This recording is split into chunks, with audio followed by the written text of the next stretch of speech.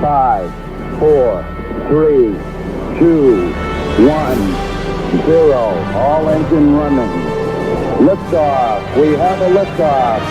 This is About Space, America's return to space, with news and information on our U.S. space program.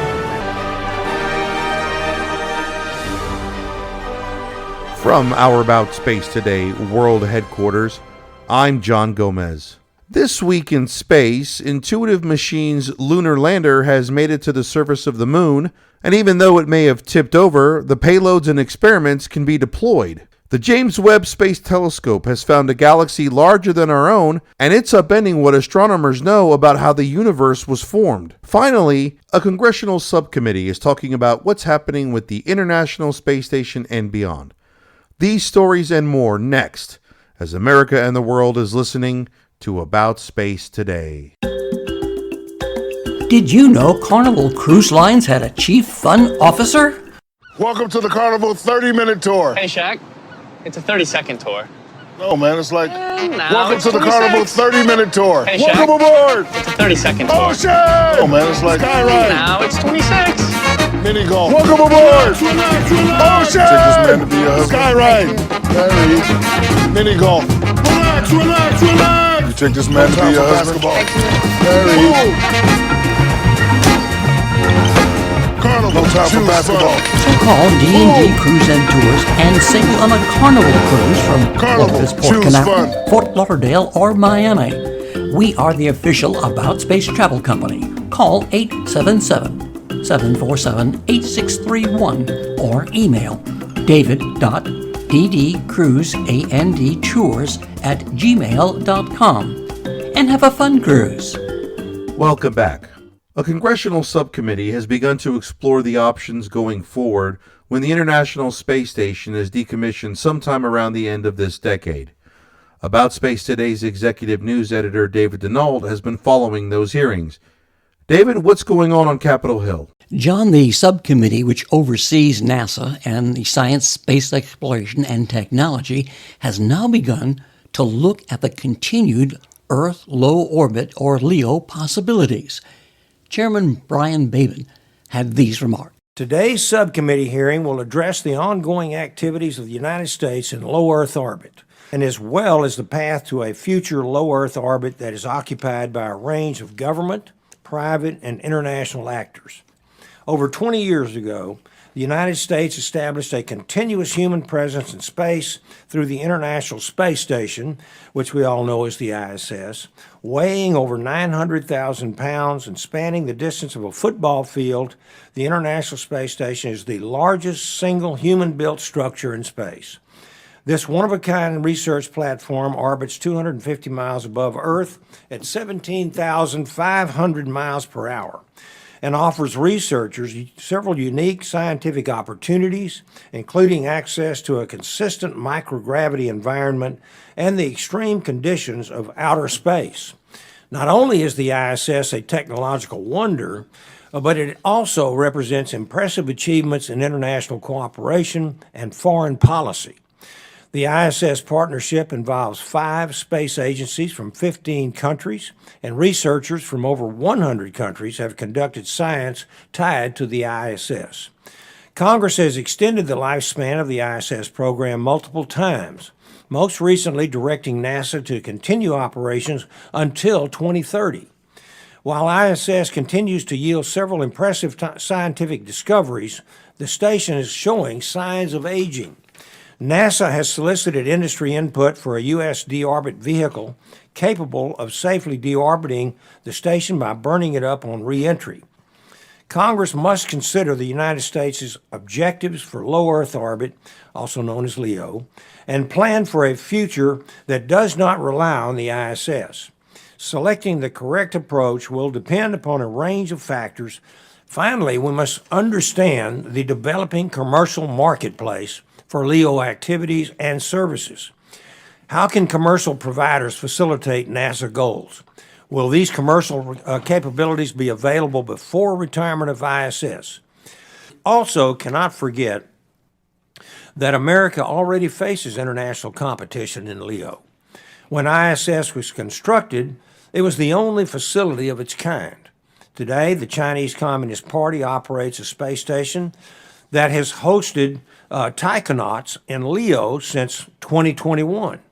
The CCP has also solicited international partnerships to conduct research activities on this station.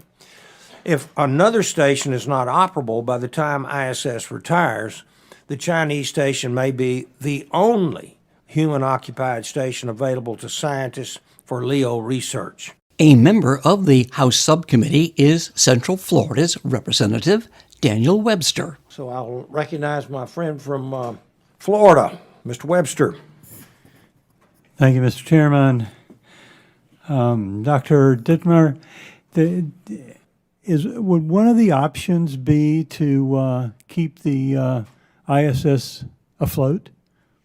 I'm inclined to defer to Mr. Bowersox, but let me just give you a quick. Having an uncertain end date for the International Space Station is really detrimental to commercial development of low Earth orbit because it creates a great deal of uncertainty with regard to investors. And so while there is an option to continue, a technical option to continue ISS, and one of our recommendations is that it does stay in orbit until there's a commercial platform that's there or launching there, not 1 second longer. Not 1 second longer would be our perspective.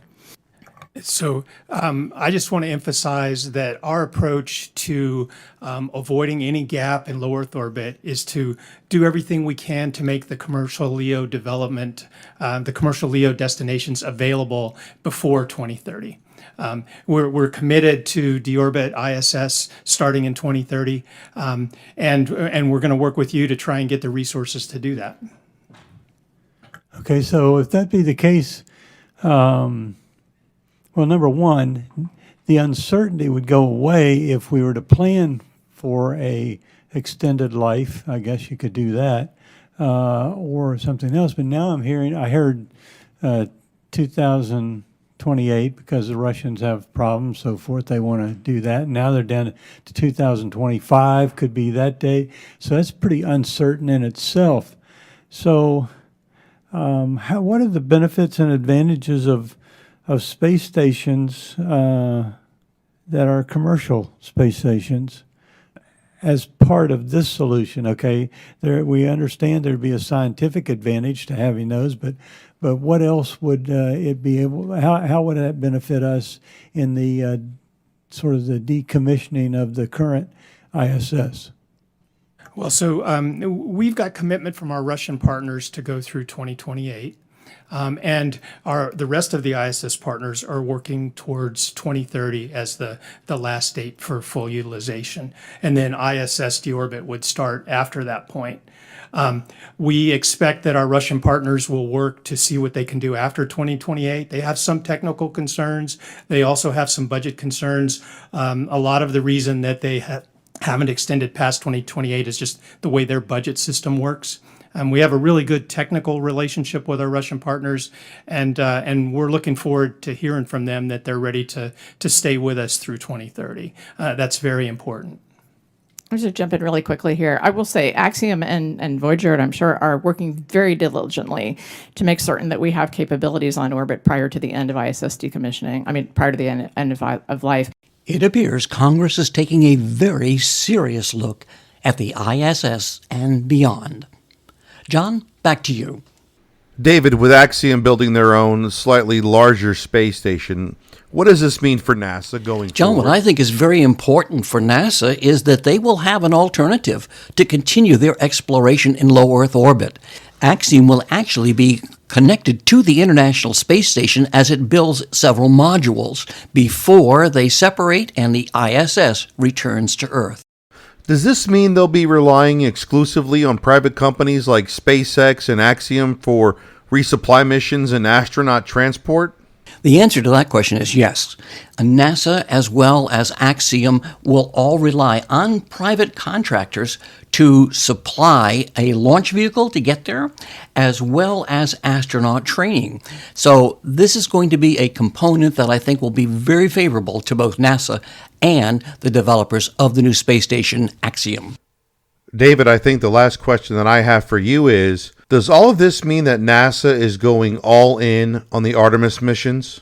For NASA, it means simply that they will be relying on their commercial crew program and the commercial partner program, and that way they can now use funds for their Artemis program. Is it going to be an all-in? We'll have to wait and see. It depends on the budgets from Congress and how fast we can move to develop the Artemis program that we can just routinely land women and men on the moon. David Denault, About Space Today's executive news editor, thank you for reporting on This Week in Space. Make sure you check out our Facebook page, aboutspace.today, for launches and landings, and invite your family and friends to listen weekly. You can find us on your favorite podcast platforms like Apple, Spotify, Libsyn, iHeart, Podbay, and more. Be sure to join David Denault every month for Special Report and Dawn Meyer every Friday for America in Space. To all of our listeners around the world and here in the U.S., thanks for joining me. I'm John Gomez, and this has been About Space Today.